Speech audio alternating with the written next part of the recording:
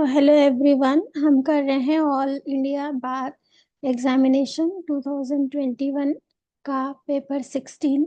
इसका पार्ट 1, जिसमें प्रश्न क्रमांक 1 से लेकर के 50 तक को हल किया गया है, हमारे चैनल पर उपलब्ध है। आप प्लेलिस्ट में जाकर के देख सकते हैं। इसी वीडियो का पार्ट 2 यानी फ्रॉम क्वेश्चन नंबर 51 ऑनवर्ड्स हम इस वीडियो में कवर करने जा रहे हैं। तो चलिए शुरू करते हैं। बने रहिएगा और ध्यान से सभी उत्तरों को सुनिएगा। बार बार प्ले करने से आपको ये आंसर्स मेमोराइज हो जाएंगे और इस प्रकार से आप अपनी ऑल इंडिया बार एग्जामिनेशन की प्रिपरेशन को सॉलिड कर सकते हैं। So all the very best.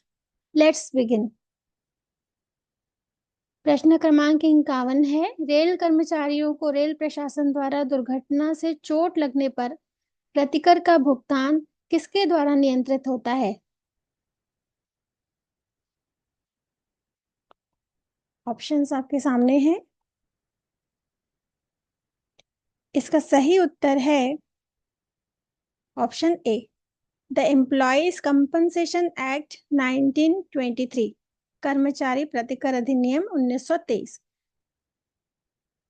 52, कर्मचारी प्रतिकर अधिनियम 1923 के तहत देय मुआवजे की न्यूनतम राशि दुर्घटना के कारण रेलवे कर्मचारी की स्थायी विकलांगता के मामले में कितने रुपए है?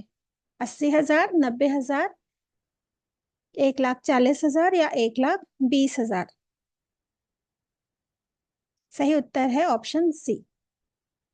एक कंपनी यह सुनिश्चित करना चाहती है कि कोई और उसके प्रतीक चिन्ह या ट्रेडमार्क का उपयोग न कर सके। ऑप्शंस हैं कॉपीराइट, ट्रेडमार्क, पेटेंट या औद्योगिक डिजाइन। तो लोगो या ट्रेडमार्क कवर होता है ट्रेडमार्क एक्ट से, तो सही उत्तर हो जाएगा ऑप्शन बी।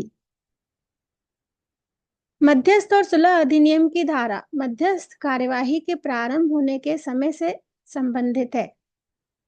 धारा या सेक्शन बेस्ड क्वेश्चन है ये। सेक्शन 20, 21, 22 या इनमें से कोई भी नहीं। इसका सही उत्तर है ऑप्शन बी। दंड प्रक्रिया संहिता के तहत एक रेप विक्टिम को दी जा रही इंफॉर्मेशन रिलेटेड टू रेप कौन दर्ज करेगा? थाना प्रभारी, अधिकारी, पुलिस उप अधीक्षक, अधिकारी जो सब इंस्पेक्टर के पद के नीचे का ना हो, या फिर महिला पुलिस अधिकारी। तो इसका सही उत्तर ऑप्शन डी है। दंड प्रक्रिया संहिता 1973 के प्रावधान के तहत कॉरपोरेट संस्थाओं को समन जारी नहीं किया जा सकता। समन मौखिक हो सकता है। समन या तो पेश होने के लिए होते हैं या किसी दस्तावेज वस्तु को प्रस्तुत करने के लिए। जिस व्यक्ति के नाम से समन किया गया है उसके न मिलने की स्थिति में नौकरों को समन भेजा जा सकता है। तो इसका सही उत्तर है ऑप्शन बी। समन या तो पेश होने के लिए होते हैं या किसी दस्तावेज या वस्तु को प्रस्तुत करने के लिए। Every person who is a member of a defense service or holds any civil post under the union holds office during the pleasure of the options are Prime Minister, President, Council of Ministers, or both A and B. So the right answer is option B, President.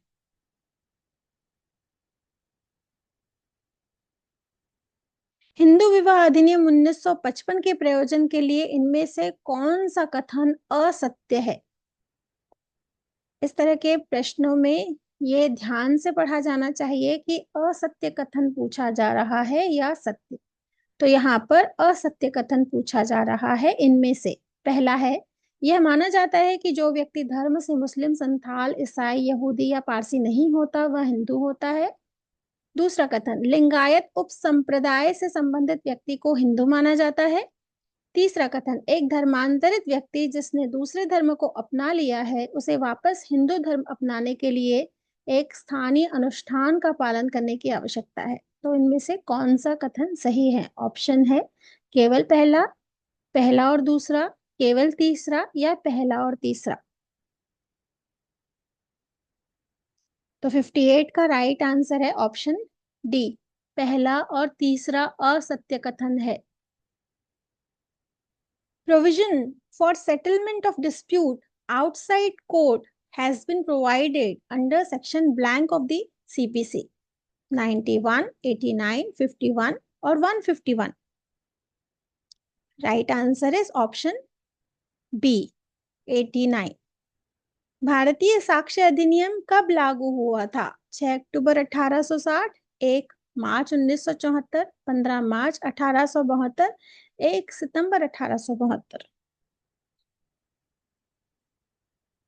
सही उत्तर है option D, 1 सितंबर 1872। आपकी जानकारी के लिए बता दूं, bar council examination जो नवंबर 2024 में होने जा रही है, में सभी नए और पुराने अधिनियमों, खासकर जो मेजर एक्ट्स 2023 में लाए गए थे, उन दोनों से ही, पुराने और नए दोनों से ही प्रश्न पूछे जाएंगे। तो चलिए आगे बढ़ते हैं। भारतीय संविधान के अनुच्छेद 315 के प्रावधानों के अनुसार पहला कथन, एक लोक सेवा आयोग संघ के लिए तथा एक लोक सेवा आयोग प्रत्येक राज्यों के लिए। दूसरा कथन, संघ के लिए लोक सेवा आयोग यदि किसी राज्य के राज्यपाल द्वारा अनुरोध किया जाता है तो राष्ट्रपति के अनुमोदन से राज्य की सभी या किसी भी आवश्यकता को पूरा करने के लिए सहमत हो सकता है। इनमें से कौन सा कथन सही है?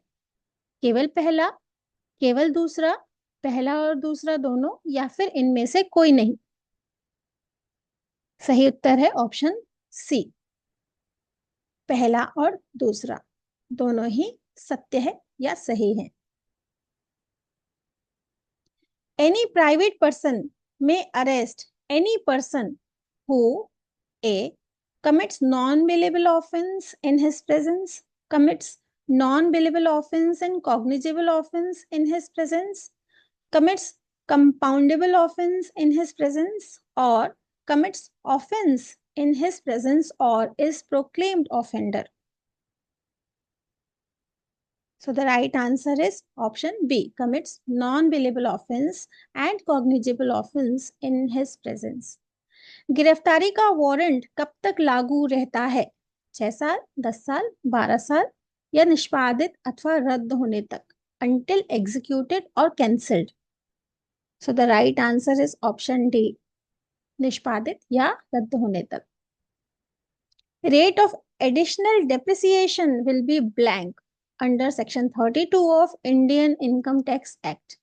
10%, 20%, 15% or 30%. So option B is the right answer, 20%.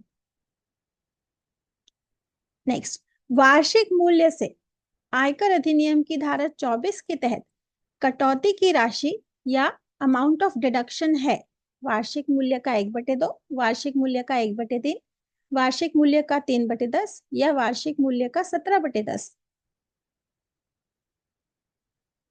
सही उत्तर है ऑप्शन सी, वार्षिक मूल्य का 3/10। The test of reasonableness is not wholly blank test and its contours are fairly indicated by constitution. तार्किकता की जांच पूरी तरह से खालिस्तान जांच नहीं है और इसकी रूपरेखा संविधान द्वारा उचित तरीके से इंगित की गई है। तो यह पूरी तरह से कौन सी जांच नहीं है? व्यक्तिपरक, विषाक्त, वर्णनात्मक या योगात्मक? So the right answer of this question is 66 का राइट आंसर है ऑप्शन ए। नेक्स्ट है, भारतीय संविधान के अनुच्छेद 11 के प्रावधानों के तहत भारत की नागरिकता से संबंधित कानून बनाने की शक्ति खालिस्तान को दे दी गई है। राष्ट्रपति, मंत्रिपरिषद, लोकसभा या संसद?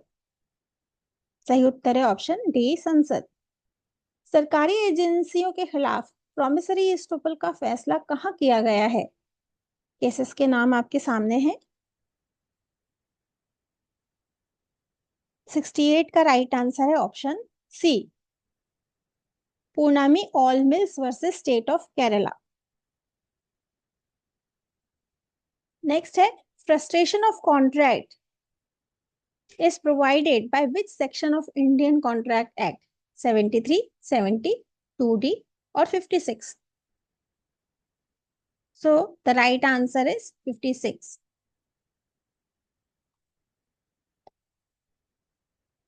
नेक्स्ट है, कर्मचारी प्रतिकर अधिनियम 1923 की अनुसूची 2 किससे संबंधित है? ऑप्शंस आपके सामने हैं। सही उत्तर है ऑप्शन बी, कर्मचारी की परिभाषा में शामिल व्यक्तियों की सूची से। नेक्स्ट है, संस्वीकृति को व्यापक तौर पर वर्गीकृत किया जा सकता है। पहला न्यायिक, दूसरा अतिरिक्त न्यायिक, तीसरा क या ख, चौथा क और ख दोनों। सही उत्तर है ऑप्शन डी, क और ख दोनों, अर्थात न्यायिक और अतिरिक्त न्यायिक। भारतीय साक्ष्य अधिनियम की धारा 66 क्या निर्धारित करती है इनमें से? ऑप्शंस आपके सामने हैं। आपकी जानकारी के लिए बता दूं, बार काउंसिल ऑफ इंडिया के द्वारा इस प्रश्न को डिस्प्यूटेड अंकित किया गया है, अर्थात विवादास्पद है, इसलिए इसका उत्तर शामिल नहीं किया गया है। अगला प्रश्न है, एक मैक्सिम है रेस एप्सा लॉकिटर, इसका अर्थ बताना है। ऑप्शंस हैं, the things speaks for itself, where there is right there is remedy, where there is remedy there is right, where there is no fault there is no remedy. सही उत्तर है option ए, वस्तुएं स्वयं बोलती हैं या the things speaks for itself, maxim रेस इप्सा लॉकिटर का अर्थ। नेक्स्ट है, दांडिक विधि संशोधन अधिनियम 2013 को पारित करने वाली समिति की अध्यक्षता किसके द्वारा की गई? ऑप्शंस आपके सामने हैं। सही उत्तर है option B, justice Altamas Kabir. Next है, माफ कीजिएगा, इस प्रश्न का सही उत्तर ऑप्शन सी है। 74 का राइट आंसर है option C, justice JS Verma. Next है, दंड प्रक्रिया संहिता की योजना के तहत असंज्ञेय अपराध क्या है? सार्वजनिक गलतियां, निजी गलतियां, सार्वजनिक और निजी दोनों गलतियां, या इनमें से कोई नहीं? सही उत्तर है ऑप्शन बी, निजी गलतियां। मात्र खालिस्तान के आधार पर किसी पुरुष या महिला के साथ भेदभाव अनुच्छेद 15(1) का उल्लंघन होगा। किस आधार पर? लिंग, मेहनताना, जन्म स्थान या धर्म? डिस्प्यूटेड है अगेन ये भी, इसलिए आंसर नहीं दिया गया है क्वेश्चन नंबर 76 का। 77 है, 22 जनवरी 1947 के संविधान सभा द्वारा अपनाया गया उद्देश्य प्रस्ताव किसके द्वारा तैयार किया गया था? ऑप्शंस आपके सामने हैं। सही उत्तर है ऑप्शन ए।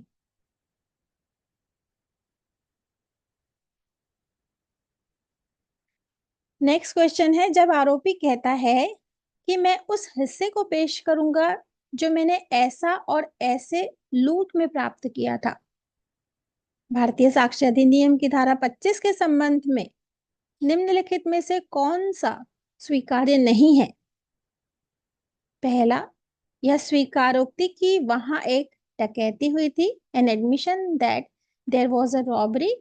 यह स्वीकारोक्ति की आरोपी ने इसमें भाग लिया था, an admission that the accused took part in it. यह स्वीकारोक्ति की उसे संपत्ति का हिस्सा मिला था, an admission that he got part of the property. इस बारे में बयान में संपत्ति कहाँ है? A statement as to where the property is। तो इसमें से कौन कौन से कथन या कौन सा कथन सही है? ऑप्शंस हैं, पहला, दूसरा, तीसरा, क, ख है तीसरा और चौथा, ग है दूसरा, तीसरा और चौथा, और घ है उपरोक्त सभी। इसका सही उत्तर है उपरोक्त सभी। नेक्स्ट है, कठोर दायित्व का नियम किस निर्णय पर आधारित है? The rule of strict liability is based on the decision in.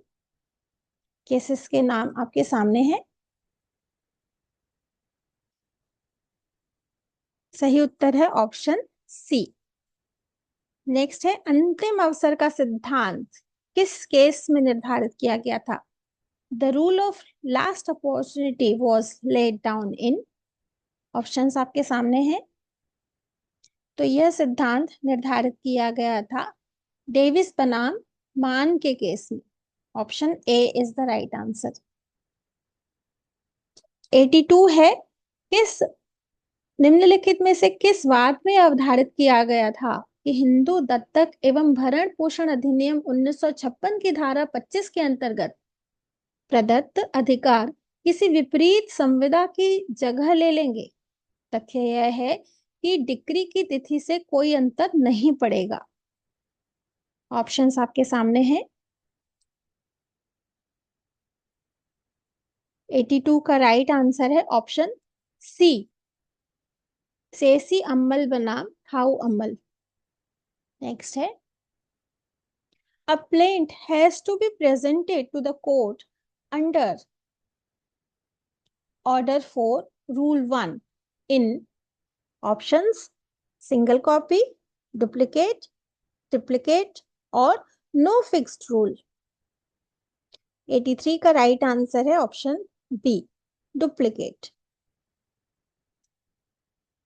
84 again disputed है, इसलिए इस प्रश्न को आपके सामने नहीं रख रहे हैं, लेकिन आप यहां से इसे देख सकते हैं।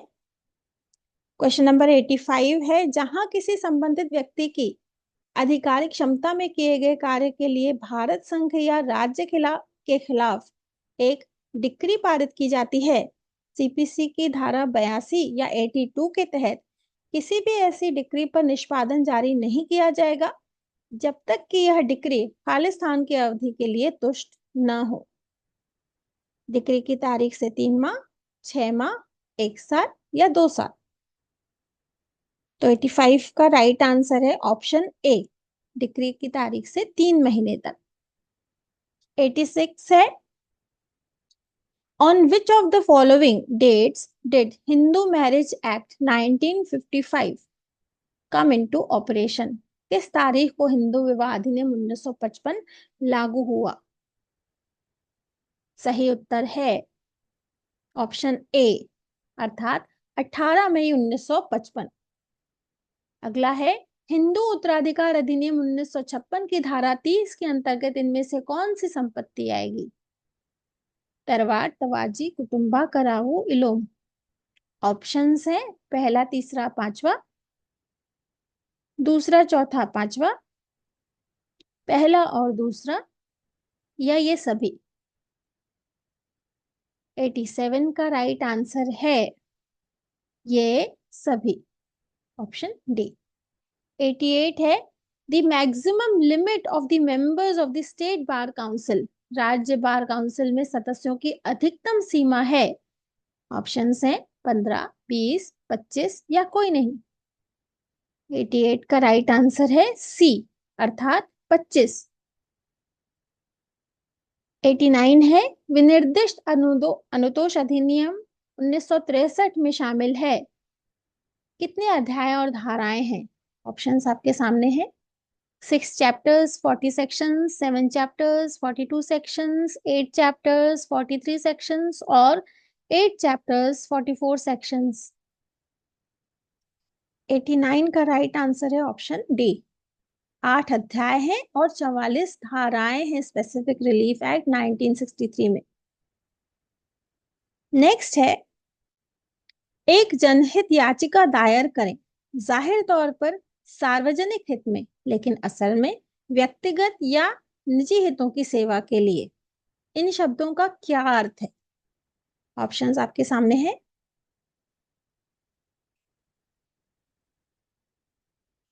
सही उत्तर है ऑप्शन डी, जनहित होने की बात करते हुए लेकिन असल में निजी हितों की सुरक्षा की मांग करते हुए पब्लिक इंटरेस्ट लिटिगेशन दायर करना।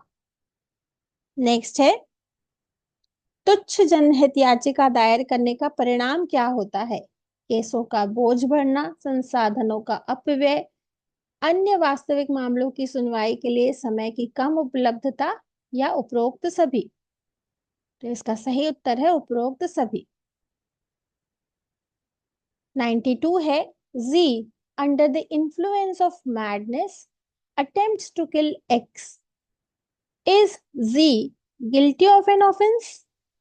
Has X the same right of private defense which he would have if Z were sane? Options are in front of you. Please read them out.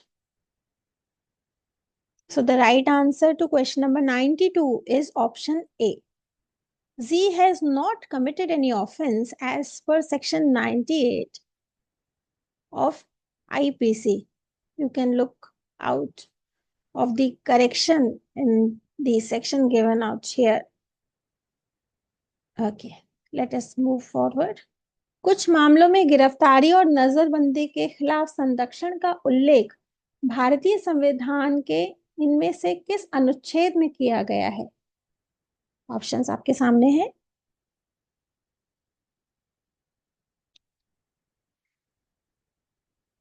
सही उत्तर है ऑप्शन सी। भारतीय संविधान के अनुच्छेद 301 जो संपत्ति के अधिकार से संबंधित है, किस संशोधन के द्वारा संविधान में शामिल किया गया? ऑप्शंस आपके सामने हैं। सही उत्तर है 44वें या 44th अमेंडमेंट एक्ट के द्वारा। नेक्स्ट है,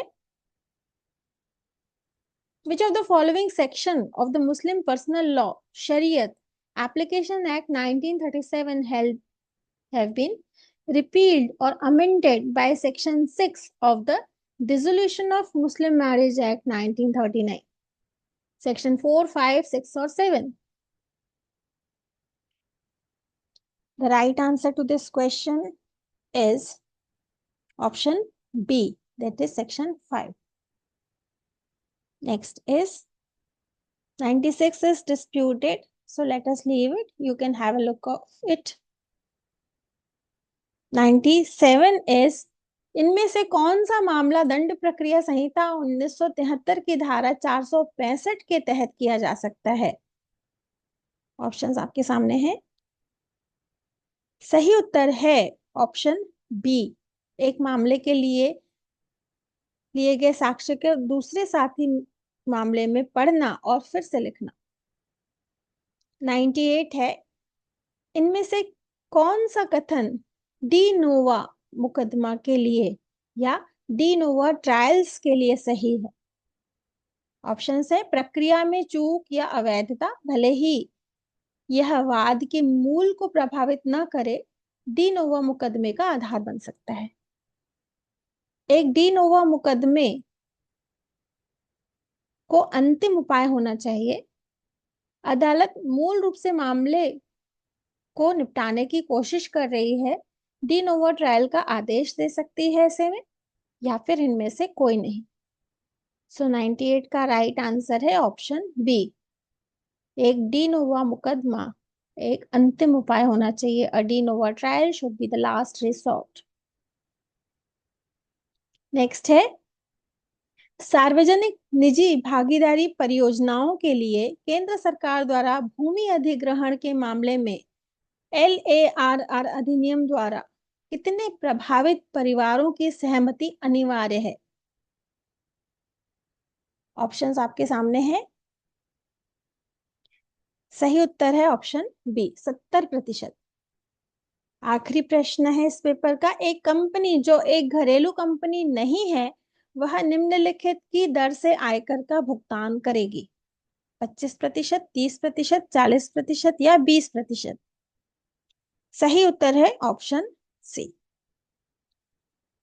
सो आप सभी का इस वीडियो में अंत तक बने रहने के लिए बहुत बहुत धन्यवाद। ऐसे ही चैनल को सपोर्ट करते रहें और यूजफुल कंटेंट्स को देखते रहें। सब्सक्राइब करना और लाइक करना ना भूलें और अपने दोस्तों के साथ शेयर भी जरूर करें। Thank you so much.